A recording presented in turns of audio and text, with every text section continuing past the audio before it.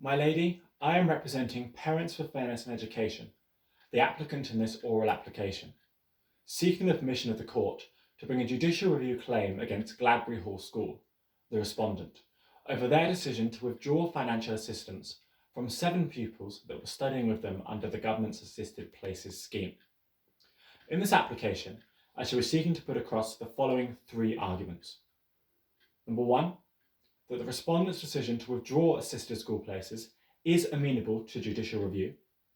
Number 2, that the applicant does have standing to apply for judicial review of this decision that has been taken by the respondent. And number 3, that this is a matter for public rather than private law, and it is appropriate for this decision made by the respondent to be subject to judicial review. My lady, I wish to, if I may, spend a few moments highlighting to you some background information, which I believe will help to contextualise the information that I'm about to present to you later on in this hearing. The Assisted Places scheme was set up by Section 137 of the Education Act 2017 for the purpose of providing places in the fee-paying schools to children from low-income backgrounds who may not otherwise have the financial means to access said schools. To quote directly from the Act, the scheme is governed in a manner whereby participating schools remit tuition fees that would otherwise be chargeable in respect of pupils selected for assisted places under the scheme, and the Secretary of State reimburses the schools for the fees that they have remitted. The respondent is a participating school as referred to in Lim 1A of Section 137 of the Act, and currently offer 50 places at their school through the Assisted Places scheme. 4 weeks ago, a party took place outside the school grounds with 50 pupils from the respondent school in attendance. It later emerged that cannabis had been circulating at the party, and all 50 pupils were spoken to and immediately suspended. Of these 50 pupils, 7 were receiving financial assistance under the Assisted Places scheme. Those 7 pupils were informed by the respondent they would be having their financial assistance withdrawn. The consequences of that decision is that those pupils no longer have the financial means to attend the school.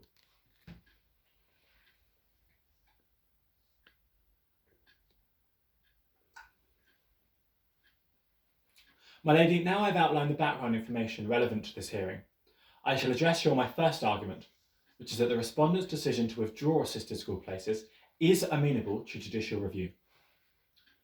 As I outlined in the background above, the Assisted Places scheme was set up by the Education Act for the purpose of providing places in fee-paying schools to children from low-income backgrounds who may otherwise not be able to attend the schools.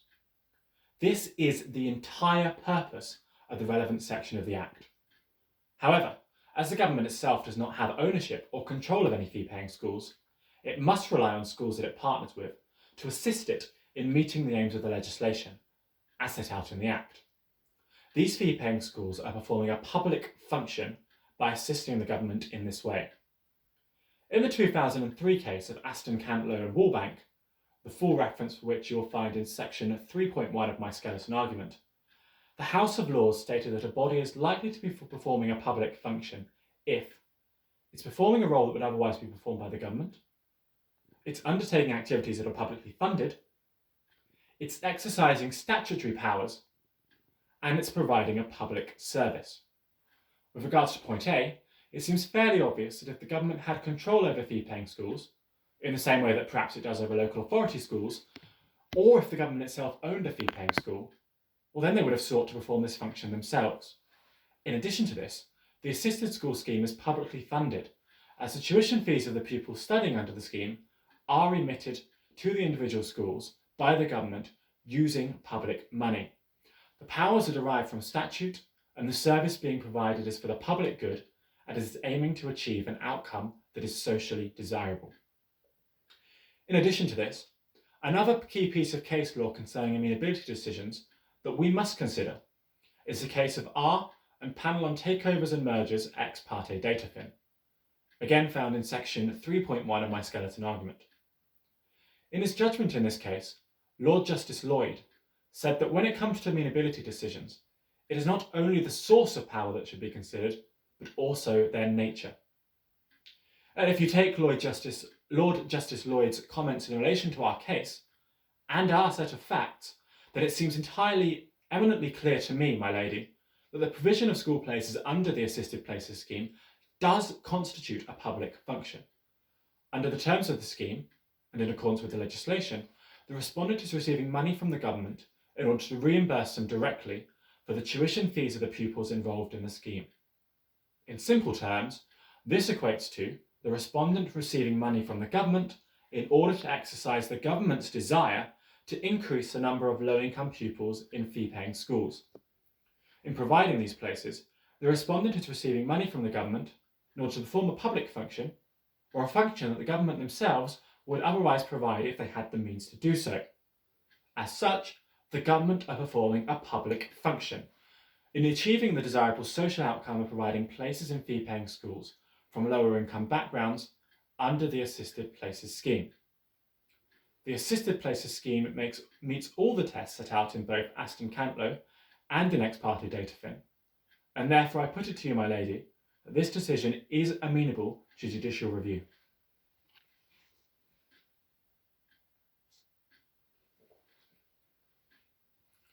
My lady, I shall now address you on the second of my three arguments, which is that the applicant does have standing to apply for judicial review of the decision that has been taken by the respondent. The test for standing is set out in the Senior Courts Act of 1981. It states, "The court shall not grant leave unless it considers the applicant has a sufficient interest in the matter to which the application relates." The applicant in our case is a group that has been set up with the specific intention of objecting to and fighting the decision that has been made by the respondent. The group was formed by the parents of the children whose financial assistance has been withdrawn, and whilst membership of the group has now become wider, the affected parents remain at its core. This, my lady, is the key. As how can one possibly argue that parents do not have sufficient interest in the education of their own children? Whilst I would accept an argument that the group has grown larger than perhaps it was originally planned to be, this is a group of individuals concerned about the decision that's been made by the respondent. It is not a pressure group, and thus we should not concern ourselves with issues of expertise or status. And we can also quite clearly differentiate these facts from those of the case of R versus Secretary of State for the Environment, Ex Parte Rose Theatre Trust, referred to in section 4.1 of my skeleton argument, in which standing was not granted as it was decided that none of the individual members of the group had standing themselves. In our instance, at least 7 individual members of the group each have standing.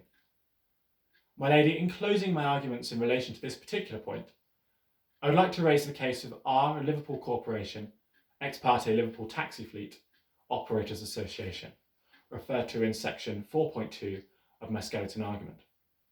In this case, it was found that where a group is acting in relation to a decision that directly affects their own interests, there is no problem in them acting in the same way as an individual.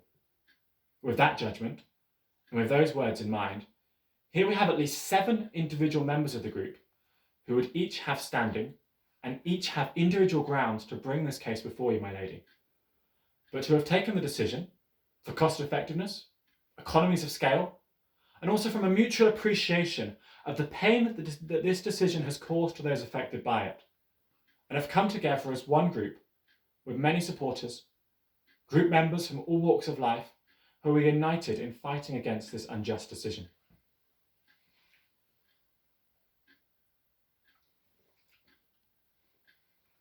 My lady, I would now like to address you on my final argument, which is that this is a matter for public rather than private law, and that thus it is appropriate for this decision to be made by judicial review. In his judgment in the case of O'Reilly and Macman, referred to in section 5.1 of my skeleton argument, Lord Denning stated, "We have come to recognise 2 separate fields of law, one of private law and the other of public law. Public law," he said, "regulates the affairs of subjects vis-à-vis public authorities." My lady, I would argue that consideration of the fact that Lord Denning's judgment in O'Reilly and Mackham was pre-Data Fin, and most certainly pre-Aston Cantlow, in the present day, the words of his judgment could and perhaps should be extended to the point where it includes any decision that is classed as a public law decision, and thus would be amenable to judicial review, rather than just those made by public authorities.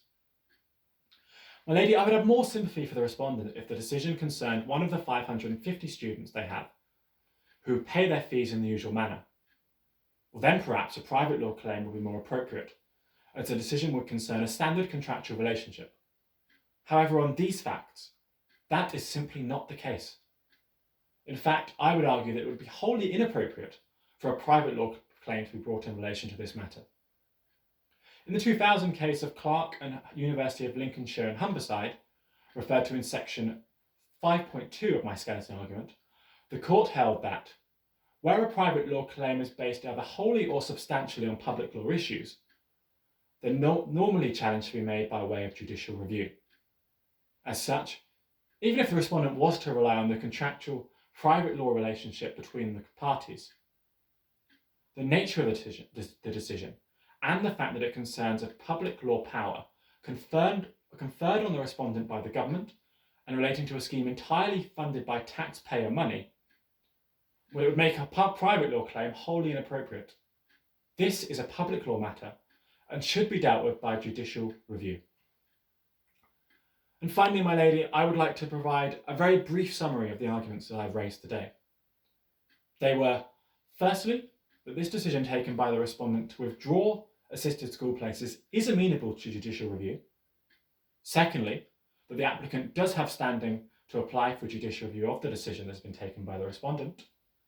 And finally, that this should be dealt with as a public law matter via the judicial review process rather than as a private law one. My lady, I'd like to thank you for allowing me to speak before you today, and I'd like to ask that you would grant this application and allow the judicial review process to proceed.